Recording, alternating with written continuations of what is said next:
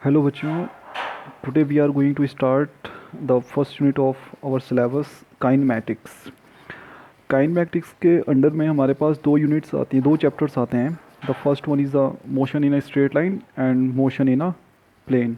First of all हम kinematics के बारे में समझते हैं कि what is a kinematics. Actually kinematics it is a branch of physics जिसमें कि हम motion of points and objects के बारे में स्टडी करते हैं।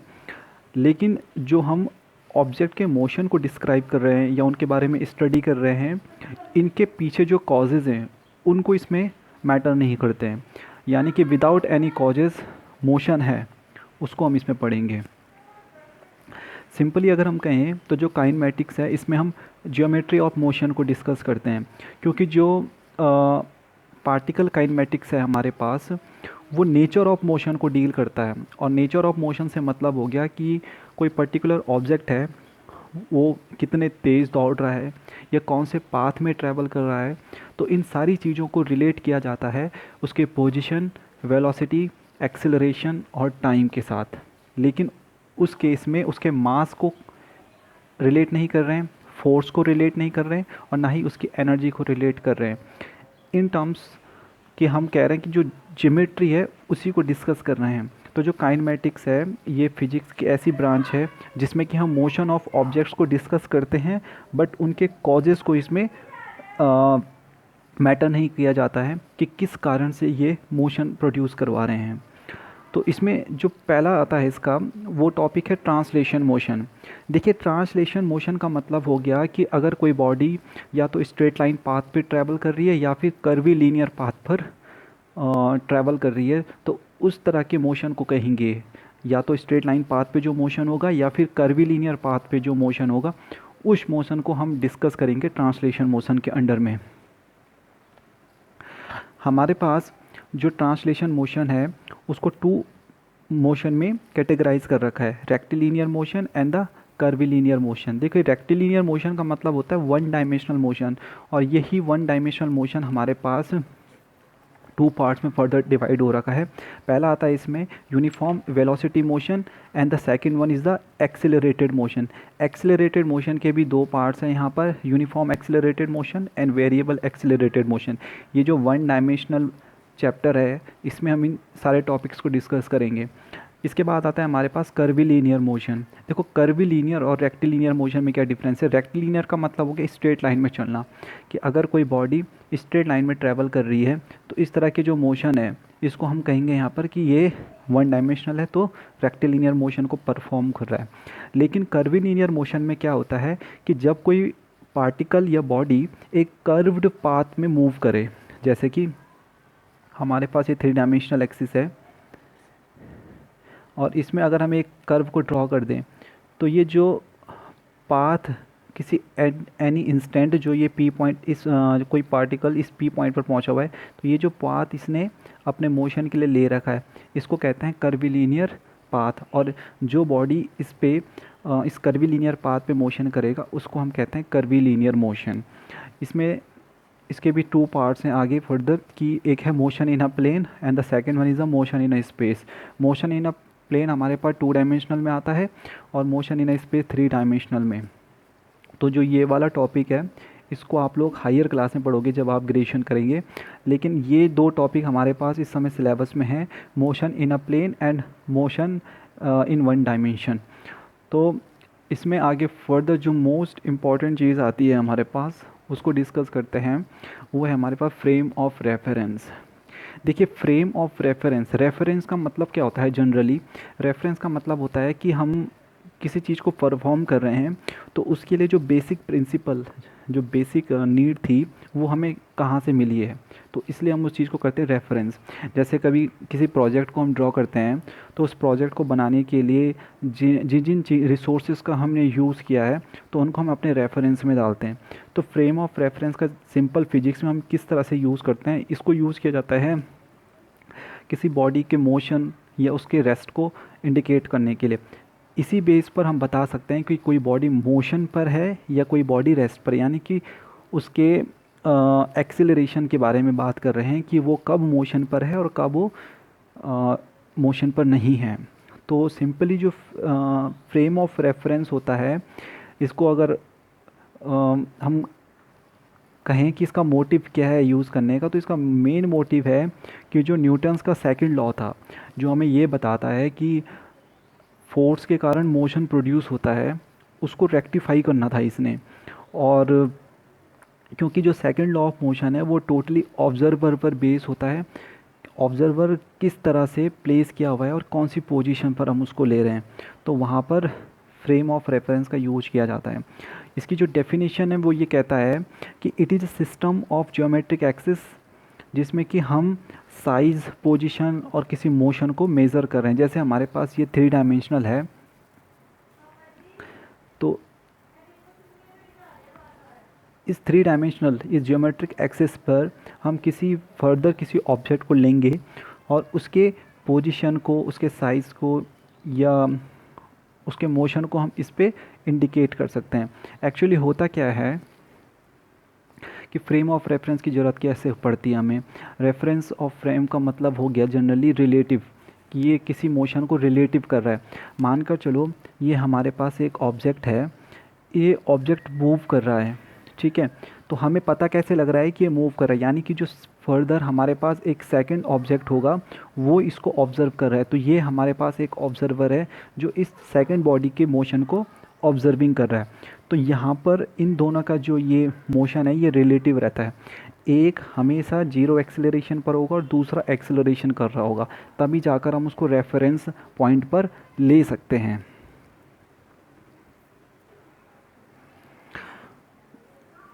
क्योंकि अगर हमें रेफरेंस पॉइंट लेना है तो किन किन चीज़ों को हम यहाँ पर यूज़ कर रहे हैं। जनरली हमारे पास 2 ऐसे ऑब्जर्विंग पॉइंट्स होते हैं जिनको हम फ्रेम ऑफ रेफरेंस में यूज़ करते हैं। एक तो हमारे पास जो टाइम है और एक उसकी पोजीशन है। तो पर्टिकुलर किस टाइम पर हमें पता लगा, ए टू बी अगर हम 2 पॉइंट इंडिकेट करते हैं तो हमें कैसे पता लगा इसने मोशन किया, जब इसने अपनी पोजीशन को यहाँ पर चेंज किया होगा और किसी इंस्टेंट ऑफ टाइम पर ये यहाँ पर पहुँचा होगा, तब जाकर हम कह सकते हैं कि a body is in motion. और अगर हम उसको रेस्ट पर इंडिकेट कर रहे हैं तो फ्रेम ऑफ रेफरेंस हम पोजीशन और टाइम का फिर से यूज करेंगे और हम कहेंगे कि 2 सेकेंड पहले ये यहीं पर ही था, आफ्टर 4 सेकेंड इसकी पोजीशन फिर यही है। तो इससे हमें क्या पता लग रहा है कि इसने कोई डिस्प्लेसमेंट नहीं किया। तो जब डिस्प्लेसमेंट नहीं होगा तो उसका जो यहाँ पर पोजीशन होगी उसको हम रेस्ट पोजीशन पर डिफाइन कर देते हैं। अब हमारे पास जो फ्रेम ऑफ रेफरेंस है वो 2 टाइप्स के होते हैं। The first one is the inertial frame of reference and the second type is non inertial frame of reference. First of all inertial frame of reference क्या होता है। देखो, इनर्शियल फ्रेम ऑफ रेफरेंस हमारे पास वो फ्रेम ऑफ रेफरेंस हैं जिनमें कि न्यूटन्स के सेकंड लॉ को फॉलो किया जाए। यानी कि न्यूटन के सेकंड लॉ को अगर अप्लाई करते हैं तो उस केस में जो रेफरेंस पॉइंट ले रहा है वो इनर्शियल बेस होगा। इसमें जो ऑब्जर्वर होगा उसके एक्सेलरेशन को 0 माना जाता है, तभी जाकर हम इस इनर्शियल फ्रेम ऑफ रेफरेंस का यूज़ कर सकते हैं इन न्यूटन्स सेकंड लॉ। क्योंकि इसमें क्या होता है कि जो एक्सटर्नल फोर्स होगा वो 0 हो जाएगा। एक्सटर्नल फोर्स, बाहर से कोई फोर्स नहीं लग रहा है किसी पर्टिकुलर बॉडी के ऊपर, तो हम उसके मोशन को डिफाइन कर सकते हैं कि वो अभी पर्टिकुलरली किस वे में या किस पोजीशन में मोशन पर है। जैसे एग्जांपल की अगर बात करें तो एग्जांपल हम लेते हैं कि इनर्शियल फ्रेम ऑफ रेफरेंस के पॉइंट ऑफ व्यू से, कि अगर किसी ऑब्जेक्ट को अर्थ पर रखा हो, अर्थ की सरफेस के ऊपर रखा हो, तो जो पर्सन अर्थ के ऊपर होगा, ठीक है, वो कैसा रहेगा, इट इज़ एट रेस्ट। यानी कि इट मीन्स कि जिस बॉडी को सरफेस ऑफ अर्थ के ऊपर प्लेस करेंगे तो वो इंसान जो हम हैं, मान लो हम ही ऑब्जर्वर हैं, ये हमारे पास एक क्या है, एक टेबल है। ये मानकर चलो एक टेबल है, इस टेबल के ऊपर हमने किसी बॉक्स को प्लेस कर रखा है। तो अगर मैं इसको ऑब्ज़र्व कर रहा हूँ, तो जो मैं हूँ ग्राउंड से खड़ा हो रखा हूँ ग्राउंड पे, तो ग्राउंड के केस में मैं रेस्ट पोजीशन में, मेरा एक्सेलरेशन 0 है, एक्सटर्नल फोर्स बिल्कुल 0 है, एक्सटर्नल फोर्स यहाँ पर कुछ काम नहीं कर रहा है। तो मेरे पॉइंट ऑफ व्यू से ये जो बॉक्स है इसके ऊपर वो कैसा है, रेस्ट पोजीशन पर। लेकिन अगर सेम केस में यही ऑब्जर्वर मून पर हो, तो उस केस में उसको ये कैसे दिखेगा मोशन पर, क्योंकि अर्थ तो रोटेट कर रही है उस केस में। इसमें एक चीज़ आती भी है कि जो अर्थ है उसको non inertial frame of reference में क्यों कंसिडर करते हैं। लेकिन देखिए, जो अर्थ का हमारे पास एक्चुअली में उसको इनर्शियल फ्रेम ऑफ रेफरेंस पे लेकर आते हैं बाय यूजिंग द एजम्पशन। और एजम्पशन यहाँ पर क्यों यूज़ की जा रही है कि जितनी चीज़ें हमने पढ़ी है वो चीज़ यहाँ पर हमारी एक तरह से जितनी लॉज बनाए गए हैं इस बेस पर वो सारे फेल ना हो जाए, इसलिए एजम्पशन मानी जाती है उसको इनर्शियल फ्रेम ऑफ रेफरेंस में। क्योंकि जब अर्थ रोटेट कर रही है, मान कर चलते हैं ना हम कि अर्थ रोटेट कर रही है, तो अर्थ रोटेट कर रही है इसका मतलब इसका एक्सेलरेशन जीरो नहीं है, और एक्सेलरेशन जीरो नहीं है तो इस केस में इसको non inertial frame of reference पे रखना पड़ेगा। लेकिन क्या माना जाता है कि जो अर्थ का रोटेशन है या उसकी एंगुलर वेलोसिटी वो बहुत क्या होती है, कम होती है, और ये अप्रोच करती है ऑलमोस्ट जीरो की तरफ। तो जब वेलोसिटी ज़ीरो की तरफ है तो एक्सेलरेशन भी ऑटोमेटिक ज़ीरो है, तो इसको एजम्पशन पर लेकर इनर्शियल फ्रेम ऑफ रेफरेंस पे लाया जाता है। इसीलिए अर्थ के ऊपर जितने ऑब्जेक्ट हैं, हम लोग हैं, हमारा पॉइंट ऑफ व्यू से जब हम किसी चीज़ को ऑब्ज़र्व कर रहे हैं तो हमारा एक्सेलरेशन उस समय ज़ीरो है, और हम तभी जाकर दूसरी चीज़ को ऑब्ज़र्व कर पा रहे हैं। ठीक है, इसके अगर दूसरा एग्जांपल देखें तो मानकर चलो कि एक ऑब्ज़र्वर यहाँ पर प्लेस है ग्राउंड के ऊपर, और इस ट्रॉली के अंदर ये हमारे पास एक लिफ्ट बना रखी है और ये किसी स्ट्रिंग से कनेक्टेड है। तो हमें बताना है कि इसमें टेंशन कितना एग्जर्ट हो रहा है। तो इसके पॉइंट ऑफ व्यू से ये मोशन पर है, ठीक है, ये लिफ्ट ऊपर की तरफ कैरी हो रही है तो इसका एक्सेलरेशन अपवर्ड डायरेक्शन पर है। ये जो स्ट्रिंग इससे कनेक्टेड है, इस मास से कनेक्टेड है, तो इसमें जो टेंशन होगा वो अपवर्ड डायरेक्शन में होगा और इसका वेट कहाँ होगा, नीचे डाउनवर्ड डायरेक्शन में। तो अगर ये ऑब्जर्वर इसको देखे तो उस हिसाब से तो नेट फोर्स किसके बराबर, एम ए। तो जो टोटल टेंशन इसमें काम कर रहा है वो है M G plus M A, जब हम इनर्शियल फ्रेम ऑफ रेफरेंस के केस में देख रहे हैं। इसके लिए दूसरा एग्जांपल और क्या हो सकता है कि सपोज़ करो एक मूविंग कार है, तो इस मूविंग कार में जो इंसान बैठा हुआ है वो एक्चुअली में रेस्ट पोजीशन पर है उसके फ्रेम ऑफ रेफरेंस से। लेकिन अगर हम उसको बाहर से देखें, ठीक है, तो उसको हम जैसे हम उसको बाहर से देख रहे हैं तो हमारे लिए वो कैसा दिख रहा है, कार के साथ मूव कर रहा है। तो जो पर्सन इस कार के अंदर बैठा हुआ है उसके फ्रेम ऑफ रेफरेंस से वो रेस्ट पर है, लेकिन हमारे फ्रेम ऑफ रेफरेंस से वो मूव कर रहा है। तो ये एक पॉइंट ऑफ व्यू होता है किसी भी चीज़ को ऑब्जर्व करने का। इसमें जो सेकंड केस आता है हमारे पास वो है non inertial frame of reference. तो non inertial frame of reference की ज़रूरत हमें क्यों पड़ रही है, हमने पता कर लिया, क्योंकि हर जगह पर न्यूटन्स के सेकंड लॉ को अप्लाई नहीं करा जा सकता। क्योंकि जब हम इसको अप्लाई कर रहे थे किन्हीं चीज़ों पर, जब हम इनर्शियल फ्रेम ऑफ रेफरेंस को यूज़ करते हुए हर पॉइंट पर न्यूटन्स लॉ को अप्लाई कर रहे थे तो वो इनवैलिड हो जा रहा था। तो उसी चीज़ को रेक्टिफाई करने के लिए फिर non inertial frame of reference लेकर आए और उसमें एक स्यूडो फोर्स को इंट्रोड्यूस कराया गया, जिसमें ये कहते हैं कि जो ऑब्जर्व हो रहा होगा उसका एक्सेलरेशन ज़ीरो नहीं होगा, तभी जाकर वो चीज़ को ऑब्जर्व करेगा। अब जैसे अभी हमने लिफ्ट वाला एग्जाम्पल देखा था कि इस वाले केस में, ये वाला जो केस था हमारे पास, इसमें इसने क्या कहा था कि जो टेंशन आ रहा था वो इतना आ रहा था। अब फिर से अगर हम इसको आगे डिस्कस करें तो ये हमारे पास एक लिफ्ट है, इसमें फिर से वही मास है, ये पहला ऑब्जर्वर है और इसके अंदर एक दूसरा ऑब्जर्वर है। अब इसके पॉइंट ऑफ व्यू से अगर ये बताए कि इसमें कितना टेंशन लग रहा है, तो देखो जब ये लिफ्ट के अंदर आ जाएगा तो लिफ्ट के अंदर ये अपने आप को कैसे कंसिडर करेगा कि इसका एक्सेलरेशन कितना है, ज़ीरो। इसका एक्सेलरेशन ज़ीरो है तो इस हिसाब से इसको क्या लगेगा कि जो ये लिफ्ट है, लिफ्ट के अंदर जो मास कनेक्टेड है ये क्या कर रहा है, अपवर्ड डायरेक्शन में ट्रैवल कर रहा है। अब जब ये ऑब्जर्वर सेकंड आ जाएगा इस केस में, तो इसके फ्रेम ऑफ रेफरेंस से ये जो मास है ये उसको कैसा दिखेगा, एट अ रेस्ट। तो इस केस में जो इसमें टेंशन होगा केवल वो इसको ऑब्जर्व करेगा T equal to M G. लेकिन इसके पॉइंट ऑफ व्यू से जो टेंशन इस पर एक्ट कर रहा है ये रॉन्ग हो जाएगा। तो इस केस में इसी चीज़ को रेक्टिफाई करने के लिए, क्योंकि ये चल रहा है इनर्शियल फ्रेम ऑफ रेफरेंस के केस में। और इनर्शियल फ्रेम ऑफ रेफरेंस में क्या कहा जाता है कि जो ऑब्जर्वर होगा उसका एक्सेलरेशन कितना होगा, ज़ीरो। तो इसको जीरो एक्सेलरेशन के साथ अगर कंसिडर करें तो उस केस में इस मास पर जो टेंशन है वो mg के इक्वल आ रहा है, जो कि बिल्कुल रॉन्ग हो रहा है। कैलकुलेशन अगर हम उसका देखें तो ये रॉन्ग है। तो इसी चीज़ को रेक्टिफाई करने के लिए non inertial frame of reference को लाया गया। तो इसमें स्यूडो फोर्स को लाया गया, और स्यूडो फोर्स क्या बताता है कि it is equal to mass into acceleration. ये जो F है, ये F काम करता है ऑब्जेक्ट के ऊपर, ठीक है। और m यहाँ पर हो जाएगा हमारे पास मास ऑफ द ऑब्जेक्ट, और जो एक्सेलरेशन है यहाँ पर ये है ऑब्जर्वर का, जिसको हम जीरो नहीं मानेंगे। अब सेम केस में अगर इसी लिफ्ट की फिर से बात करेंगे तो इस केस में एक्सेलरेशन है a, तो इसका मतलब इसका भी कुछ एक्सेलरेशन हो जाएगा। और ये लिफ्ट है, लिफ्ट के केस में mg तो डाउनवर्ड डायरेक्शन में ही काम करिए। तो जो ये स्यूडो फोर्स को हम लेकर आएंगे तो ये स्यूडो फोर्स हमेशा उस ऑब्जर्वर का जो एक्सेलरेशन है उसके ठीक ऑपोजिट डायरेक्शन में एक्ट करेगा। तो एक्सेलरेशन है अपवर्ड डायरेक्शन में और डाउनवर्ड डायरेक्शन में लगेगा ma। तो इस केस में जो टेंशन आ जाएगा वो हो जाएगा mg प्लस ma। तो इस तरह से ये रेक्टिफाई हो गया। तो non inertial frame of reference का यूज़ जनरली किया जाता है कि जिससे कि जो न्यूटन्स का सेकंड लॉ है उसको वैलिड किया जा सके उन कैलकुलेशंस में। अब हमारे पास जो नेक्स्ट टॉपिक है that is a rest and motion. तो रेस्ट एंड मोशन को डिस्कस करते हैं फ्रेम ऑफ रेफरेंस के टर्म में।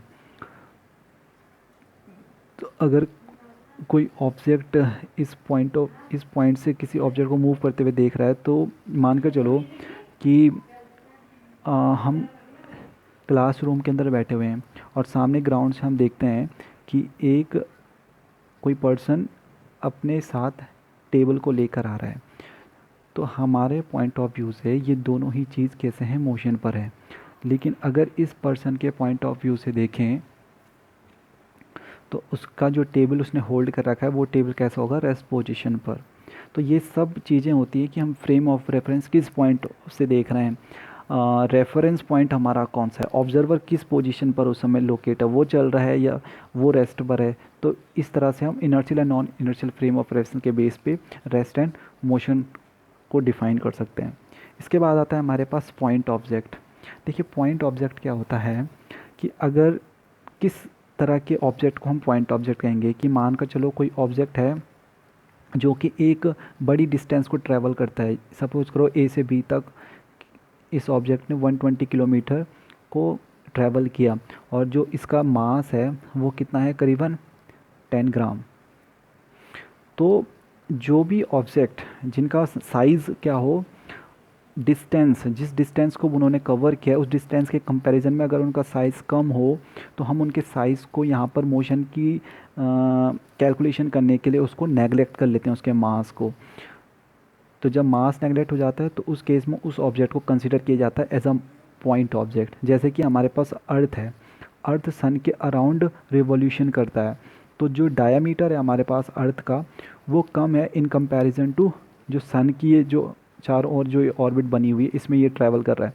तो इसका मतलब डिस्टेंस ज़्यादा है कंपेयर टू इसके साइज़ को, तो अर्थ को यहाँ पर एक पॉइंट ऑब्जेक्ट कंसिडर कर सकते हैं। एरोप्लेन, जो एरोप्लेन फ्लाई कर रहा है वो भी डिस्टेंस काफ़ी ज़्यादा क्या करता है, ट्रैवल करता है in comparison to its size. तो यहाँ पर जो फ्लाइंग एरोप्लेन है उसको भी हम पॉइंट ऑब्जेक्ट कंसिडर कर सकते हैं। इसके बाद हमारे पास नेक्स्ट टॉपिक आता है पोजीशन वेक्टर। देखिए पोजीशन वेक्टर का मतलब हो गया कि हम जब किसी पार्टिकल के पोजीशन को डिस्क्राइब करें based on it's geometric axis, तो वही उसका पोजीशन वेक्टर बन जाता है। मानकर चलो ये हमारे पास ज्योमेट्रिक एक्सिस है और हम क्या कहते हैं इसमें रेफरेंस पॉइंट लेना पड़ता है कि ये कहाँ से लोकेट कर रहा है। तो हमने इसमें ओरिजिन को लोकेट कर रखा है, ठीक है। तो जो ऑब्जेक्ट है यहाँ पर सपोज करो ये पी पॉइंट पर हमने लोकेट कर दिया, तो ओरिजिन के रिस्पेक्ट में ये हो जाएगा इसकी पोजीशन। अब जैसे जैसे ये मूव करेगा इसमें तो ये ओरिजिन के रिस्पेक्ट में इसकी पोजीशन को इंडिकेट करता रहेगा। एक एंड इसकी फिक्स्ड रहेगी और दूसरे एंड इसकी मोशन पर रहेगी। तो इस तरह से जो लाइन हम ड्रॉ करेंगे इसके फिक्स्ड पॉइंट से इसके मूविंग एंड पर, वही इसकी पोजीशन वेक्टर को इंडिकेट करता है। अब आता है इसमें next topic displacement and distance. देखिए डिस्टेंस और डिस्प्लेसमेंट में क्या डिफरेंस है। अगर इसी के टर्म में अगर हम कहें, देखो ये हमारे पास सपोज़ करो कि एक ऑब्जेक्ट है, इसकी इनिशियल पोजीशन थी ए, ये इनिशियल पोजीशन ए पर था, यहाँ पर इसका पोजीशन वेक्टर है r1 और कुछ इंस्टेंट ऑफ टाइम पर ये कहाँ पहुँच गया, बी पॉइंट पर, और इसका पोजीशन वेक्टर इस केस में है r2। ठीक है, तो ये जो बीच में ये शॉर्टेस्ट डिस्टेंस होगी, इस शॉर्टेस्ट डिस्टेंस को हम कहेंगे इसका डिस्प्लेसमेंट, और डिस्टेंस इसका होगा टोटल पाथ जो इसने कवर किया। मानकर चलो ये अगर एक कर्वी लीनियर पाथ पर चल रहा है, तो कर्वी लीनियर पाथ पर इसके 2 पॉइंट हमने लोकेट किए, एक पॉइंट ए लोकेट कर रखा है, एक पॉइंट बी लोकेट कर रखा है। तो ये जो पाथ होगा, ये लॉन्गेस्ट पाथ, ये लॉन्गेस्ट पाथ इसकी डिस्टेंस हो जाएगी, और जो ये शॉर्टेस्ट पाथ है यहाँ पर, ये इसका डिस्प्लेसमेंट हो जाएगा। ठीक है, तो जनरली डिस्प्लेसमेंट और डिस्टेंस में जो डिस्टेंस होगा हमारे पास, it is greater than and equal to displacement, ये वाला केस यहाँ पर अप्लाई होता है।